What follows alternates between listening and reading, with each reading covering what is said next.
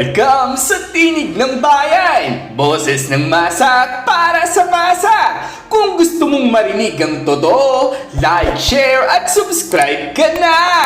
Magandang araw mga katinig ng bayan! Sa vlog na ito, bibigyan natin ng reaksyon ng pinakabagong development mula sa ICC tungkol sa urgent request ng kampo ni dating Pangulong Rodrigo Duterte para sa pansamantalang kalayaan o tinatawag na interim release. Pero heto ang twist.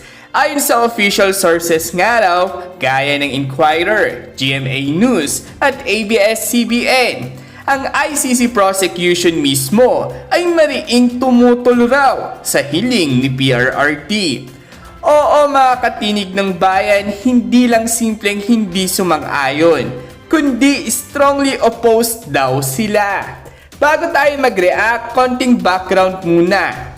Ayon sa Rome Statute Article 60 at 62, pwedeng humiling ng interim release ang isang akusado habang ongoing pa ang proseso kung may humanitarian grounds tulad ng kalusugan, edad, o panganib sa buhay. Ngayon, sa pamamagitan ni Attorney Nicholas Kaufman, humiling raw ang legal team ni PRRD na pansamantala siyang palayain dahil umano sa age. 79 years old na si FPRRD, possible health risks at security threats. At noong una, sabi ng ilang observers, parang walang resistance. Pero nitong June 23, lumabas ang formal na opposition mula sa prosecution mismo. Ayon sa mga ulat, sinabing the prosecution strongly opposes the interim release of Rodrigo Duterte. Pinirmahan nga raw di umano ito ng deputy prosecutor at nakadetalyado sa isang 15-pahinang dokumento submitted sa pre-trial chamber. Anila, hindi raw naaabot ni Duterte ang kondisyon para sa temporary release. Ito na ang mga dahilan ayon mismo sa prosecution. Una, flight risk. Dahil raw si Duterte ay paulit-ulit na tumatanggi sa legitimacy ng ICC. Posible raw siyang tumiwalag at umiwas sa jurisdiction. Base ito sa mga pahayag umano ni PRRD na hindi siya magpapahuli alive. Pangalawa, threat to witnesses and justice process. Sinasabi ng prosecution na maaari raw itong makaapekto sa investigasyon. Baka raw magamit ni PRRD ang kalayaan para impluwensyahan ang testigo o hadlangan ang proseso. Gravity ng mga allegation. Hindi basta-bastang kaso raw ang kinahaharap ni Duterte.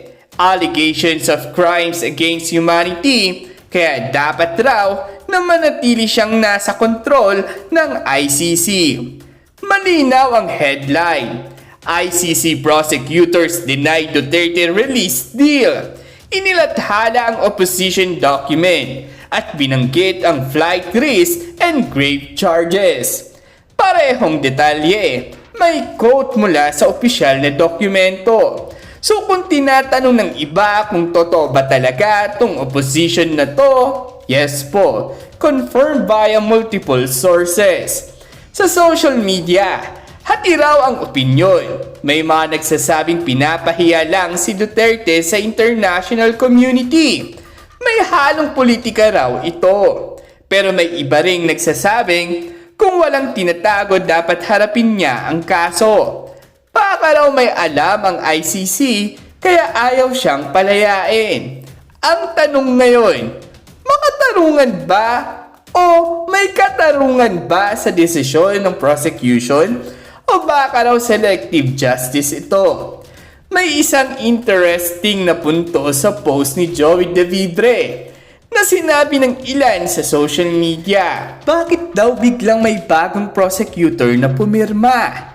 Ayon raw sa ilang balita online, ang dating lead prosecutor ay may kinakaharap umanong issue sa misconduct. Kaya raw pinalitan siya ng deputy prosecutor. Hindi pa officially confirmed ang misconduct na iyon, kaya dapat raw maging maingat sa pag-assume. Pero ito raw ang tanong ng ilang observers. Nagbago ba ang direksyon ng prosecution dahil sa leadership change? Kung titingnan natin objectively, may mga valid concerns talaga ang ICC prosecution, lalo na kung ang basehan nila ay mismong mga salita raw ni PRRD noon. Pero tanong rin natin bilang mamamayang Pilipino, hindi ba't dapat may presumption of innocence? At kung may health concerns, dapat bang balewalain ito ng court? Hindi natin sinasabing dapat palayain. Pero sana, ang desisyon ay walang halong bias, politika o galit. Mga katinig ng bayan, kayo na ang humusga. Makatarungan ba ang pagtutol ng ICC sa interim release ni PRRD? May nakikita ba kayong double standard sa handling ng kaso? O sa tingin ninyo, tama lang at dapat harapin ni PRRD ang proseso? Comment down below, like and share kung nagustuhan nyo ang usapan natin ngayon. At huwag kalimutan mag-subscribe sa Tinig ng Bayan, kung saan ang boses mo ay mahalaga. Samantala, sari-saring komento nga rin ang lumalabas mula sa mga netizens patungkol sa isyong ito. Sabi pa nga nila, wag naman sanang may mangyaring masama kay PRRD dahil pag nagkataon, sisiklab ang nag-aapoy na galit ng sambayan ng Pilipino. Mark my words. Hawak nila ang ICC ng administration ni BBM kasi alam ng administration na talagang malakas si Tay Digong. Once siya makalabas, strongly ang support ng sambayan ng Pilipino. Ayaw talaga siya pakawalan, so lahat ng human rights niya hindi ibinibigay dahil whether accept nila or not, kailangan nila ang case ni FPRRD to keep their organization going. Muli, ang mga opinyong ito ay paawang galing sa mga netizens at hindi nangangahulugang opisyal na pananaw ng ating programa. Layunin natin ilahad ang kabuuan ng pulso ng bayan.